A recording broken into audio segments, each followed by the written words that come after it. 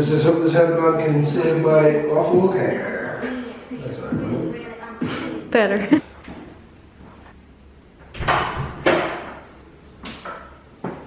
that dramatic enough? Not really. Hey guys, so as you can tell, I'm in our garage gym, and I decided to jump out into making YouTube videos because I have a little bit more free time as of late. First of all, let's show you the actual gym because I'm pretty proud of this, other than the paintwork, which you just have to ignore because we got painting and then everything closed down. So there's the half grey roof, the cables, and then we've got the partially painted wall in the background.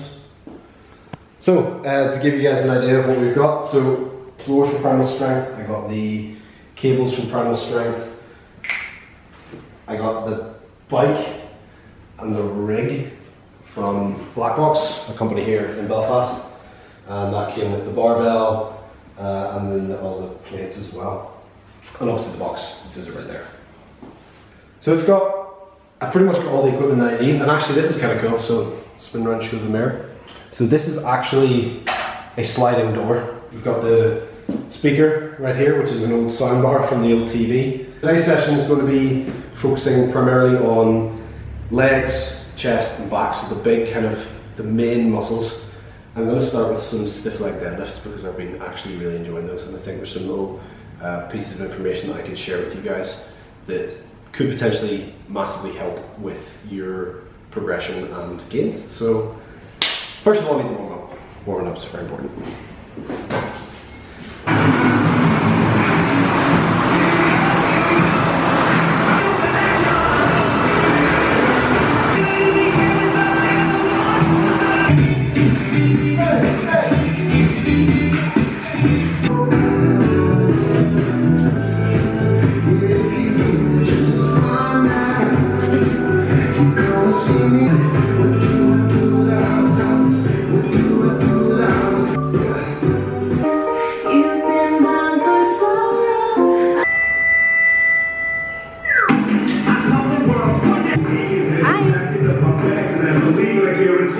This is an exercise that I really disliked. I absolutely despised it. So whenever people do a stiff leg deadlift, they tend to put a lot of their weight through their heels. What I find is if you are leaning your weight, obviously these shoes don't have tongues, but imagine the tongue of your shoe is right here. This is where you want to be placing the pressure through your foot. So if you looked at it from side on, where I'm putting most of the pressure through is around about here, rather than through here. Not all the toe, it's around about here. So when I'm doing these, I'm thinking about, instead of leaning back to the point where my toes are able to do this, I'm putting my weight a little bit further forward and imagining all the pressure is through that kind of mid part of my foot. And then when I'm leaning forward, again I'm keeping the bar close to my body, pushing my glutes back to initiate the movement, getting a nice stretch, and then up. Again, I'm not locking the legs out, I'm just keeping a slight bend in them. And again, the other thing you really need to be careful of is keeping the lats pinned back and down. So your lats are engaged, pushing the glutes back, just about there, and then up. Now when you're coming up as well, it's you pushing your hips through to get up. It's not you just extending through the back.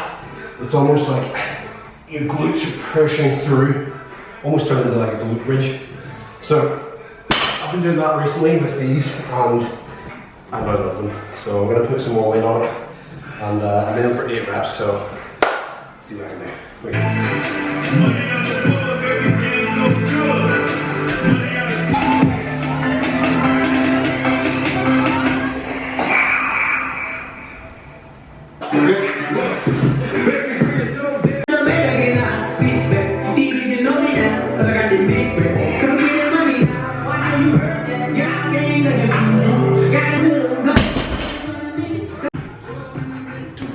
Go for it.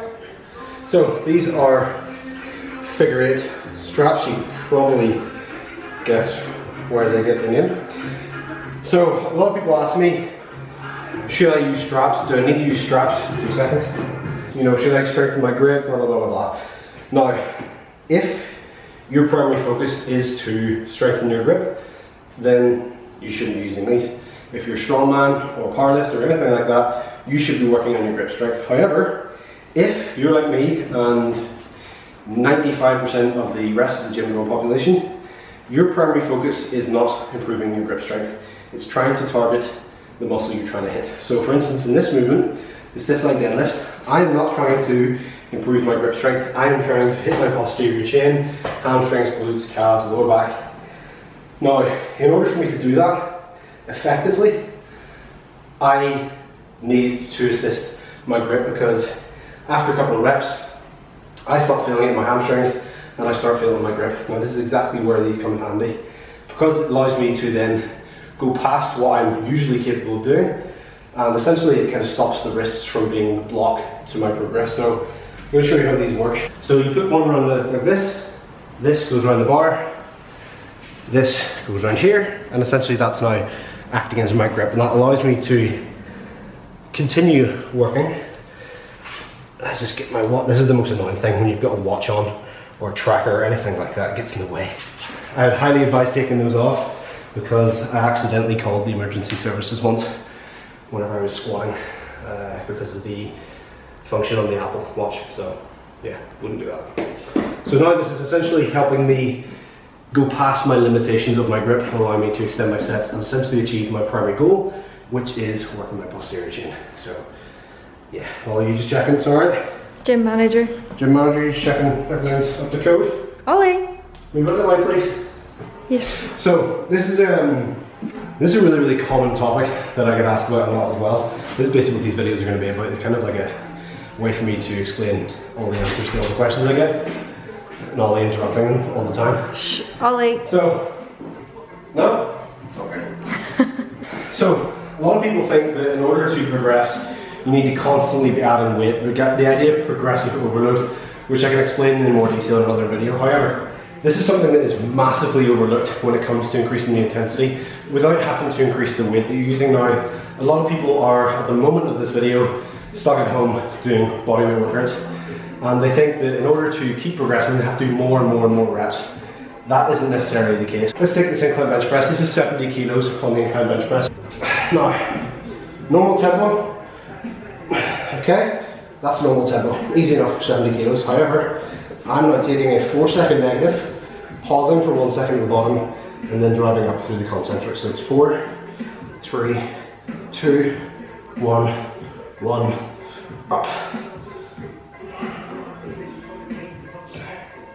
So this is increasing the intensity significantly, and this is something you can do with bodyweight exercises as well, without the necessity of doing more and more reps.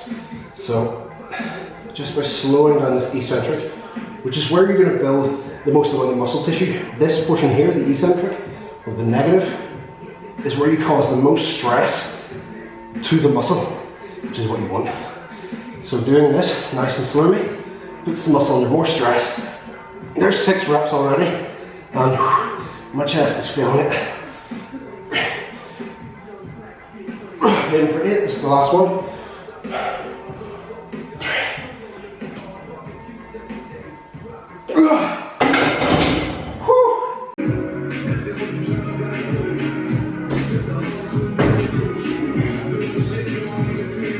My whole philosophy behind training is that I don't want to just look like an ornament, I want to move like an instrument, and that's a very common saying, by the way, I didn't make that up. The only sport that I was good at school, the only activity, was sprinting, because I didn't need to be any physical size to be good at sprinting. So it was the one thing I actually got picked for in school. So I always wanted to maintain that athleticism when it comes to training. I never want to lose my ability to move. So this is why I enjoy doing stuff like this, to kind of physically challenge myself. It's something I would do on the odd occasion. So this is currently 37 inches. So you can see about waist height for me. Whew.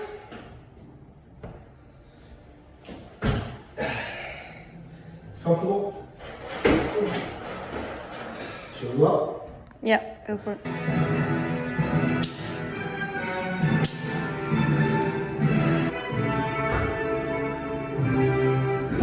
These are very, very practical. So I'm going to be doing a little bit of an explosive chest movement. So hands like that.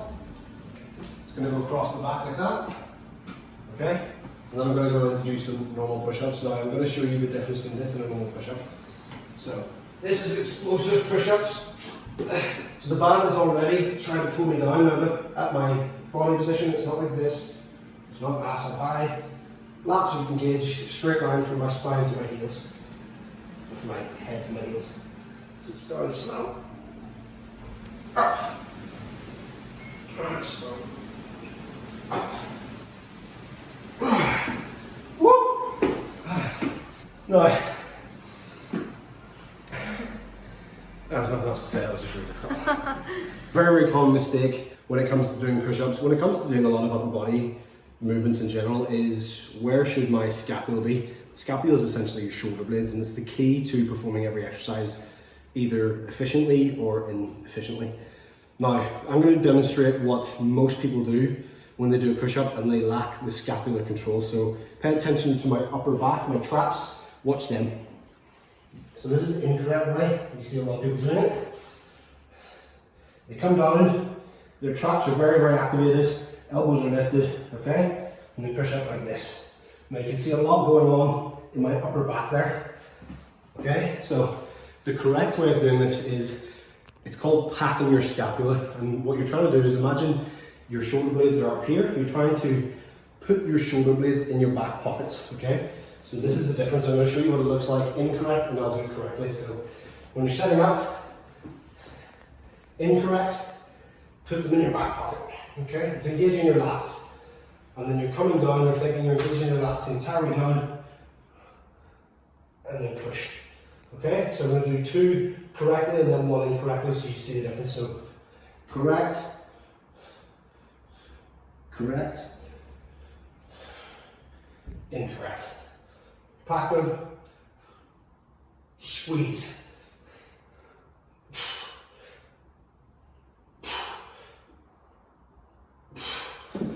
So, I guarantee if you practice that, again, the best way you can practice that is doing it without actually doing the push-up. So just stand, practice elevating your shoulders, and then depressing the shoulders. Elevation, depression. So if you can practice that, whenever you get into a push-up, you can try starting on your knees. Practice that, you should feel it engaging in your lats. And that's going to then expose your chest a little bit more to allow you to hit it more efficiently.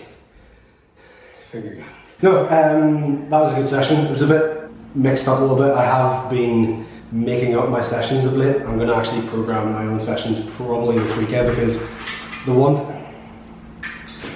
Center of attention. The one thing I did find to be fantastically beneficial to not only my training but my mental focus, it really stopped me from skipping my sessions, was the fact that I had a plan. I cannot stress to you guys how much having a set plan to adhere to can make the biggest difference to your overall progression in the gym and in health and everything. That was a great session. Hopefully you learned something. If you did, hit the like button, or as everyone says on YouTube, you know what, no, I'm not going to say it because it's just cliche. If you want to subscribe, it's a free world, hit the subscribe button. It's either down here, I don't know where it is. But if you could hit the subscribe button, that'd be awesome. It'd be so cool to get to 10,000 subscribers. I think I'm on about 7-ish at the moment. So guys, if you could hit that subscribe button, it would mean a lot. If you want to drop a comment just saying welcome back or something like that, that'd be awesome as well. Guys, thank you so much, and I hope you enjoy this video. Finger guns again.